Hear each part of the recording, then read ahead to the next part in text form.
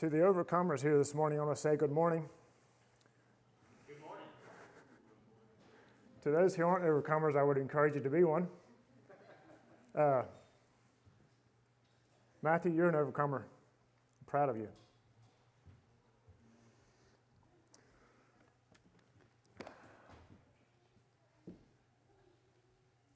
I'm going to share some pictures of my trip to the Amazon.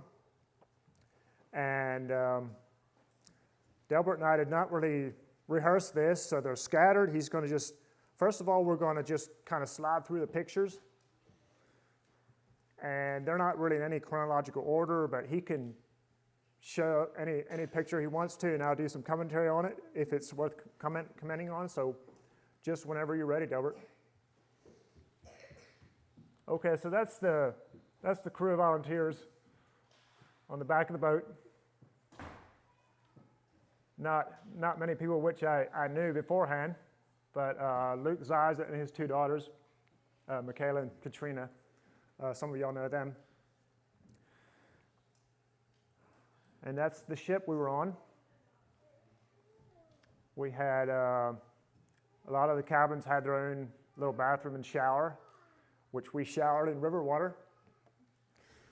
It wasn't hot water. So yeah, it wasn't the cleanest water. It was kind of a murky color, but as the Amazon River is, it's dirty most of the time. Just a little haze to it.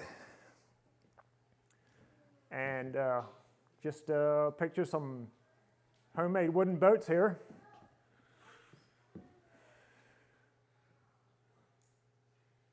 And these are some roots that they process, and they skin them and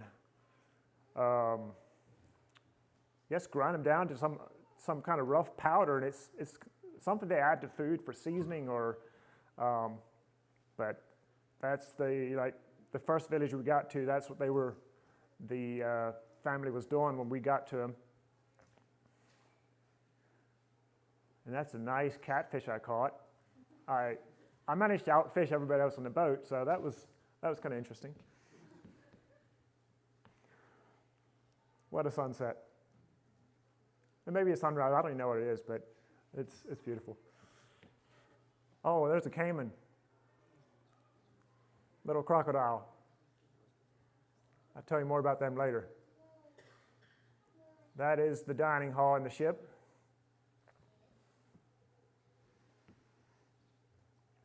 Okay, that was us as we were preparing to get on the ship for the first time.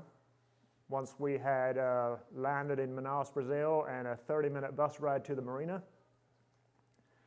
And so there was an 80-year-old widow named Linda who was with us, with the volunteers, and she took a dip in the Amazon as she was stepping in from the dock to the ship. But she managed to not get all the way in, so. And you're going too fast, Delbert. Anyway, we got a little eclipse here. Little boy playing with a balloon, and I was shooting pictures of him, and that one just managed to, where the balloon eclipsed his head, so I found that kind of interesting. And he is a pastor from one of the local villages. He's the pastor's son, which that pastor and his boy, Raphael, joined us on all of our journey. Once we were on the ship and closer to the first village, he was with us until we were all done ministering.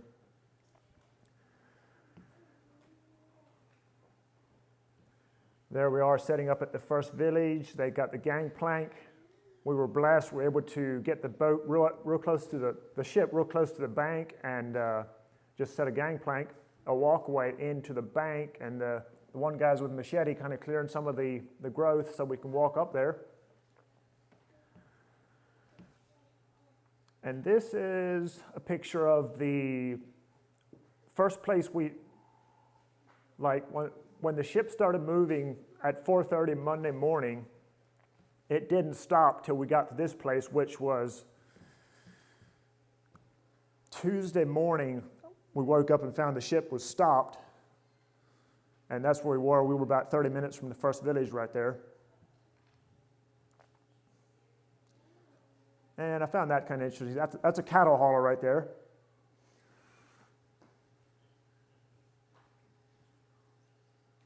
One of their water towers, they pump water up from the river and have a little purification or a filter system, and that's their water.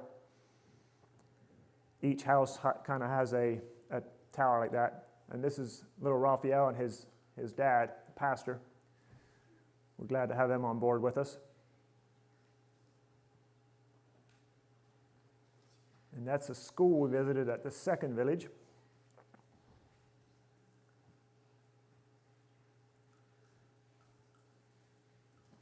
That's the community center at the second village.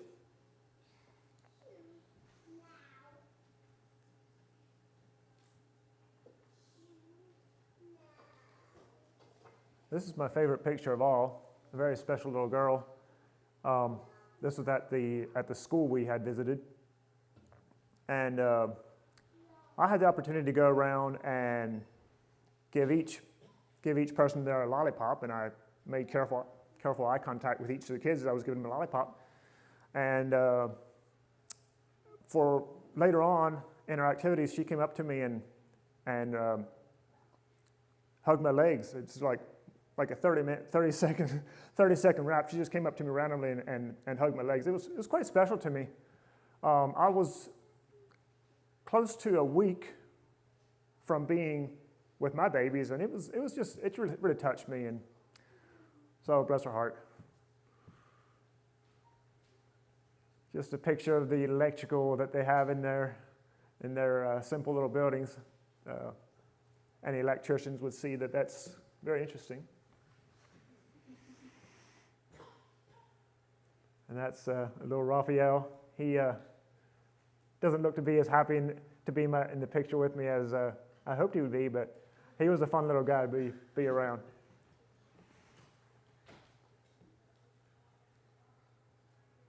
So that is okay. Yeah, there he is before the eclipse. But that's at the indigenous village that we visited after we were done ministering. We stopped off, and so they have that, whatever that thatch roof or whatever the building is. Quite an interesting building. And that's the place where we met them, or they met us when we actually went there on a John boat, and they met us at the bank of the river. They were holding their local animals, sloth, owl, caiman, monkey, a few animals like that were local to that area, and anaconda. And we were able to, whoever wanted to, for 20 reals, we could hold one of their animals and take pictures and all that. And so that was an interesting experience there. Thatch roof, that's their community center there, I guess. Interesting structure.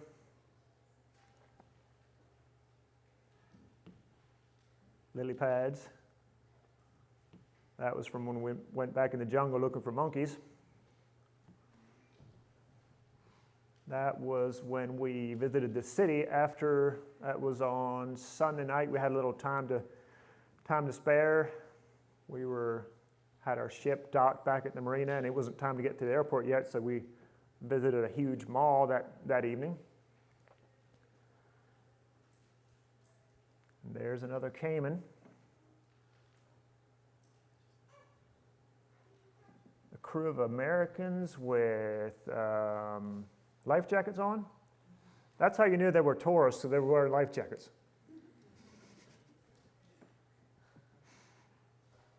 Oh, there's one of the little monkeys. So one of those guys was on my arm for a short time. I had a few pieces of banana I was prepared to give to him, and the first one came along. I carefully gave him one piece of banana, them little pieces you see. Second one came along, and he saw two pieces kind of stuck together on my hand, and I didn't have time to separate them, so he wasn't having just one. He got both of them.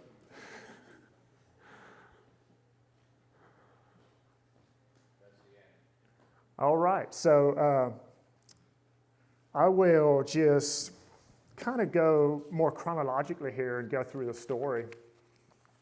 I don't really need notes, but I have them laid out just in case I might want to miss something. But so I don't know what your picture is of the Amazon River. To me, I didn't know. I just figured it's a small river going through a jungle, maybe space for two boats to pass side by side or whatever.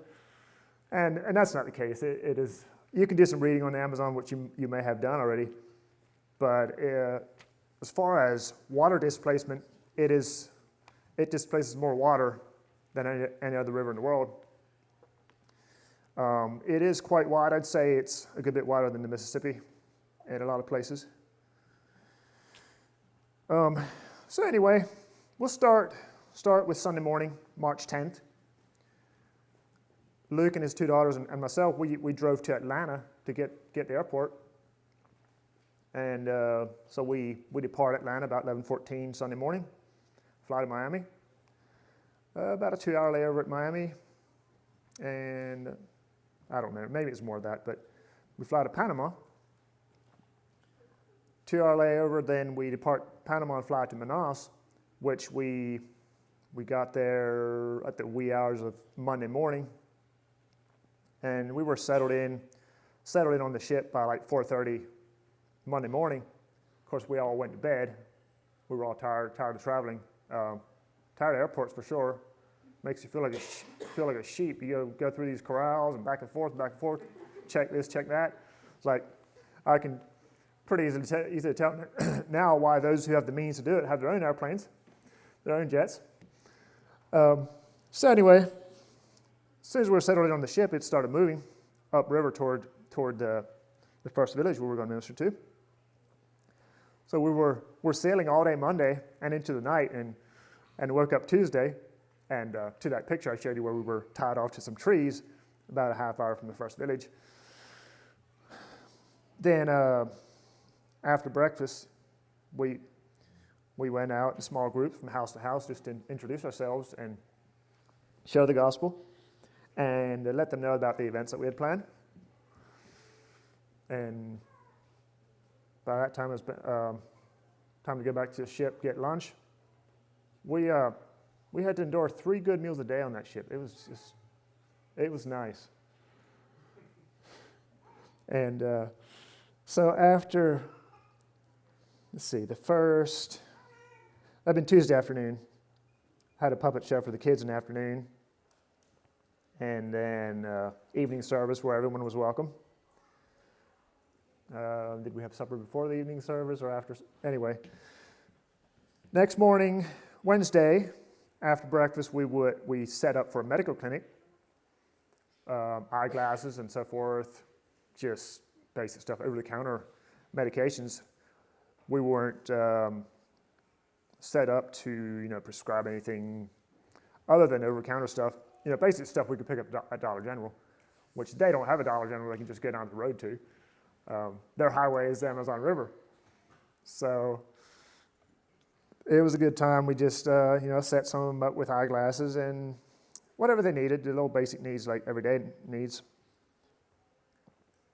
And that afternoon we had a meeting for men at one place, meeting for ladies at another place. And evening service, everyone was welcome. Then Thursday morning it was time to head to the second village. Kind of did the same thing. Small groups went from house to house, introduce ourselves and share the gospel, and so let them know about the events we had planned.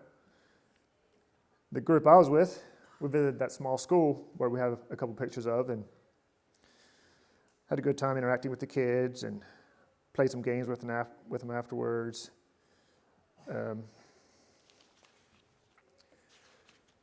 So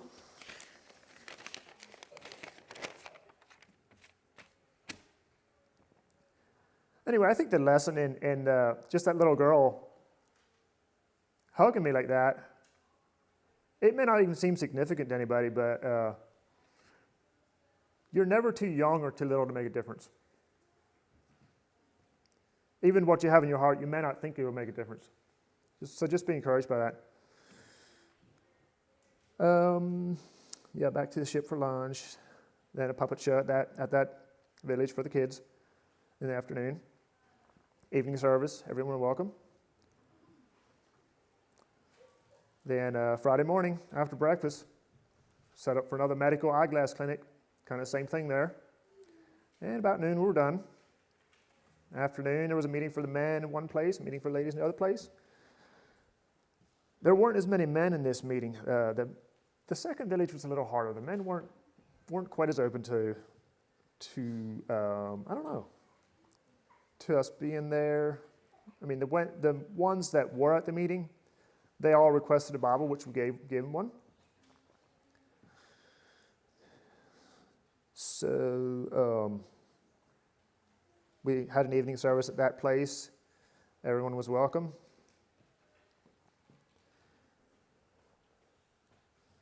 Then had supper. So by then our ministry session or time was over. We were kind of free to do some ecotourism, which we ended up, that evening we docked at a floating restaurant, gift shop, really nice place there. And after supper, those of us who wanted to, got on a john boat with two guys from the ship's crew. One guy was operating the john boat, the other guy was on the front with the spotlight. So we went out looking for caimans. And of course their red eyes would glow in the dark. You shine a light on them, you see their red eyes. So we zeroed in on them, on what we found. And soon we got up close to them, and I heard a splash. Well, the guy on the front of the boat, he dove off, came up with the caiman. So he brought it up, handed it around, people who wanted pictures with it, and all that, and put it back. When we were done with it, went after another one, and same thing, came up with one. It was a bigger one this time. So we gave that guy a ride back to the ship to where the ladies were. That didn't go with us, and got to take some pictures with it, and we released it again. So let's see here. So anyway, the next morning after breakfast, it was time to experience the jungle, which was a wooden walkway on stilts back through, and that's where we encountered the monkeys and the lily pads. So we went all the way back through the course to where we should see some monkeys and didn't see any. So we gave up, went back. On the way back, the monkeys came out. So I still had my little piece of banana. A lot of people had already dropped theirs, and so I had something to give to the monkeys, and it was just neat. Let's see here. So apologize for any overlap, but anyway, we're just from there we went to that indigenous village, and just interesting culture there. And so by that time we were ready to sail toward Manaus, which was we sailed all day Sunday. Well, we were already sailing Saturday night and into Sunday morning and throughout all Sunday, and got to the marina toward evening, and we still had time, like I said, get on a bus and get to that huge mall. It was like a 2 or 3 story mall in Manaus. Really nice place. And from there we went back to the ship just to hang out and get ready till it was time to head for the airport. Basically the same thing. Left Manaus, fly to Panama. Then from there to Miami for a long layover. Then we start boarding the plane there and find out that somebody had put 20,000 pounds of too much fuel in that thing. So somebody else had to extract some fuel, so we were at a decent weight because every seat in that plane was full. So we had to lose some weight before we left the ground. So that took an hour and a half. So yeah, sitting in a nice toasty plane for that amount of time, it was quite interesting. So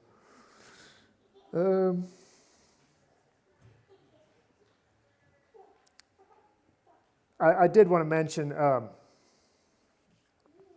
Friday morning, in my quiet time, I was just sitting on the back of the boat, just weeping before the Lord. I don't know what it was about. I wasn't travailing, but just came to the conclusion it was just gratitude.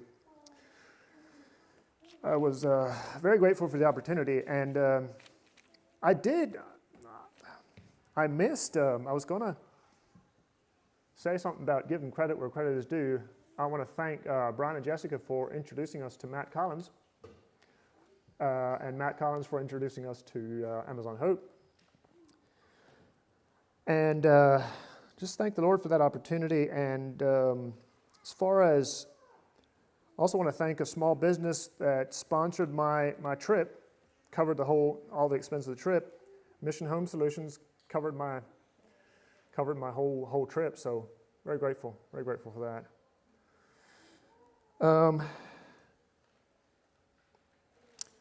Yeah. And for those of you who don't know about Amazon Hope, they have 2 thrift shops, and that is literally what keeps them afloat. No pun intended. Like, they don't make any money on our tickets. We sign up to go on a mission. They don't make any money on that necessarily. It's kind of break even, whatever, or in the red. But their thrift shops is what helps them go. So it's they have one location in Gunnersville, which is like an hour and 20 minutes from here, Gunnersville, Alabama, and another one in Boaz, Alabama, which is like 15 minutes further. So it's a good place. Get with them if you have some goods you want to donate, or they're also a great opportunity, an alternative to estate sales. If you have things in an estate sale that's just you want to get rid of, you don't want to go through the hassle, just give it to Amazon Hope. I think that's about covers it. I'm open for questions. If I missed anything that you guys want to hear, I'm open for questions. I thought Amazon was a website. Where do you come from? Is there a language barrier? Like, what language do they speak? Good question. Portuguese. Oh, okay. Do you know Portuguese, or do they have interpreters? We had a group of young interpreters there with us. They were 20-ish in age, 4 young men and a lady, plus the coordinator for the trip. Like, I guess she's on every time the ship goes somewhere on a mission. She's there, and she coordinates, and she speaks Portuguese and pretty good English. So she's a real blessing. How did the currency exchange? Like, you said that to hold one of those anacondas was 20 reals. reals. Yeah. What's that? How's that compared to dollars? So the real goes, how should I say this? Their goods are cheaper there. Like 20 reals, I don't even know. It seems like you can, the value of a real is less than $1. I'm not really good at explaining this. I know so little about it really, but So like maybe around half, or like. for example, a good meal there will cost you about 60 reals. So it sounds expensive, if you think about 60 units or something, like think about $60 for one person to eat. That sounds expensive, but that's kind of, if that breaks it down for you.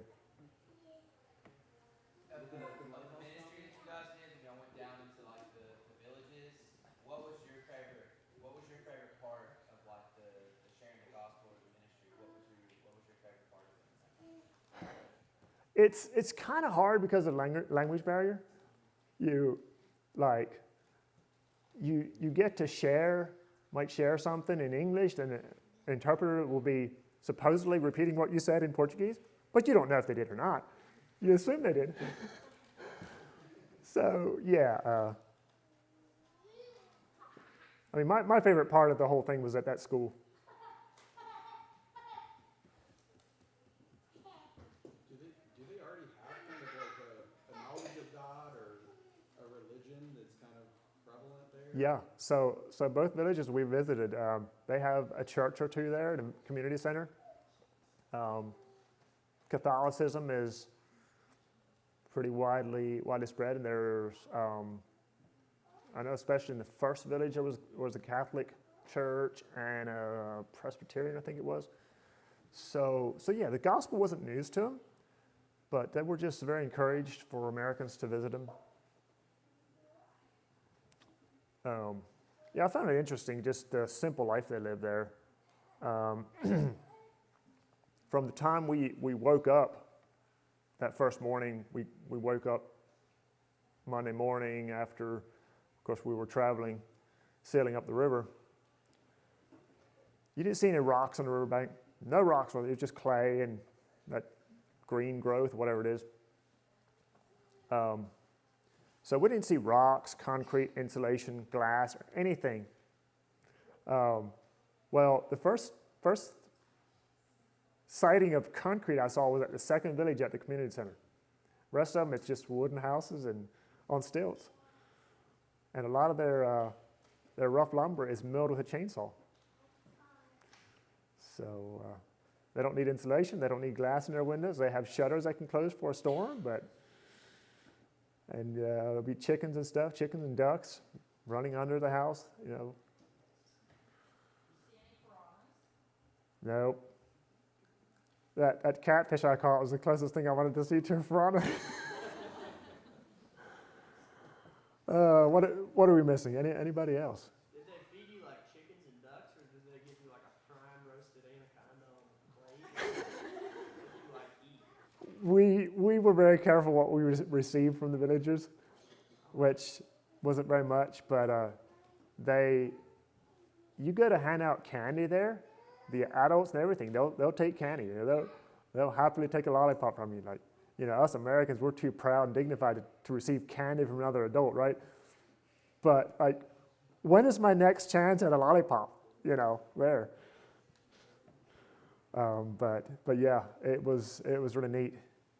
For anybody who liked eating, you know, just sitting on the ship till lunchtime, like, oh, it's noon. Lunch is ready. I don't need it, but it's there. I don't see how I'm going to eat a plateful, but I managed to eat one anyway. But it was just, as far as,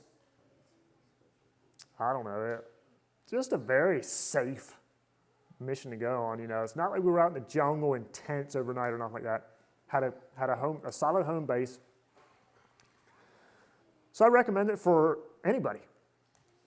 All you young guys, you do good on that. It's not something you can take your whole family on necessarily, maybe, but it's a great experience. It's a nice way to get your feet wet in international missions. Like 80-year-old Linda, she got her feet wet pretty early there. And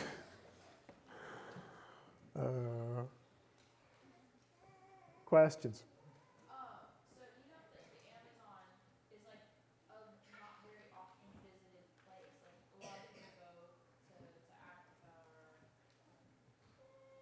other countries, but you don't really hear a lot of people going to the Amazon. Do you know like if you said that they were excited to like have people come visit them, have Americans come visit them. Is that like more a rare thing? I don't know just at what, you know, how a regular basis it is that they see Americans, but it's rare enough that it was quite special to them. And there are other ministries that go to the Amazon, but I don't know of a lot. So it's a less traveled. Again, I am quite new to international missions, so I wouldn't really know just compared how all that goes. You may have mentioned it already, but how far inland was it where you were at? How far from the ocean?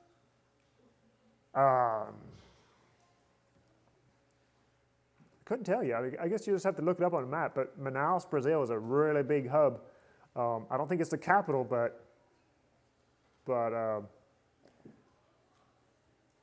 said it was about 30-minute drive from where you landed to where you docked on the ship, and then a day and a half ship boat ride to your first village. pretty much, yeah. And of course, we were traveling upstream all the time, gone to the villages. So that takes some momentum out of it. But just keeping that ship up. It's probably one of the nicer ships on the Amazon. A lot of old wood boats, maybe two or three story ships there, hauling fruit and produce, and the upper decks full of hammocks.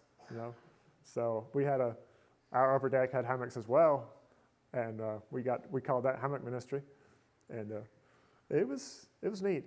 It was several of the guys actually slept up there in the hammocks. So I'll be honest with you, I absolutely hate bugs and insects, and I was kind of concerned going on this trip, like, how am I going to deal with all these insects? It's going to be humid, it's going to stay hot, like between 80 and 90 degrees. But the bugs they just minded their own business, and I didn't even experience any mosquitoes till we went back in the jungle looking for the monkeys. So yeah, we didn't spend a lot of time in the jungle. Like the villages, there were just a row of houses along the riverbank on stilts.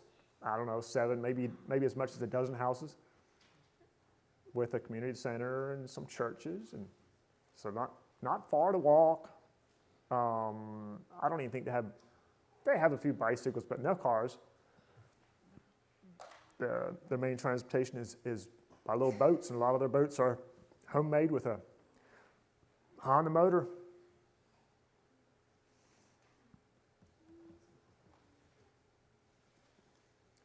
So yeah, it's nothing new, like I said about the tourists are the only ones who wear life jackets out there, and you'll see a mom and a 4-week-old baby on a boat, another day in paradise, So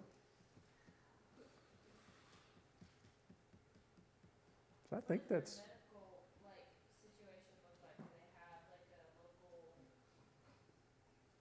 doctor or clinic? Like what does that look like? I don't know how far they would have to go to a doctor. Don't know. Like if they had to go to the big city for a hospital,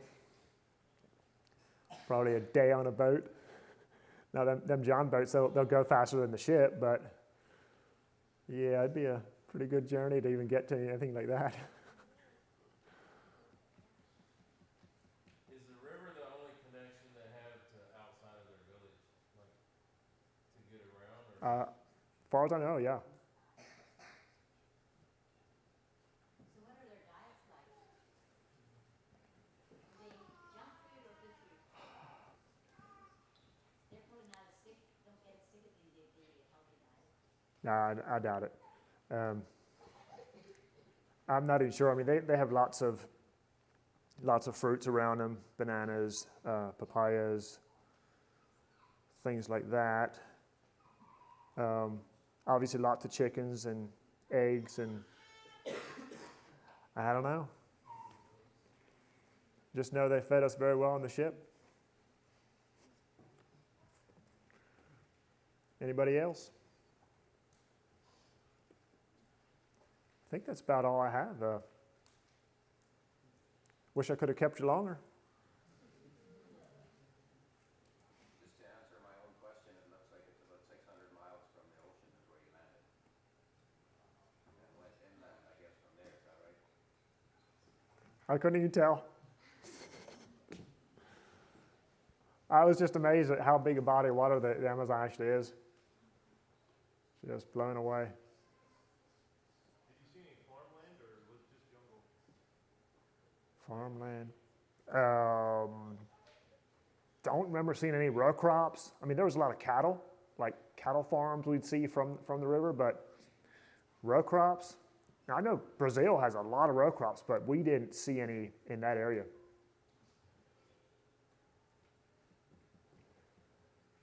So I think that's it. I'll close, and we'll pray for that ministry. If y'all want to agree together.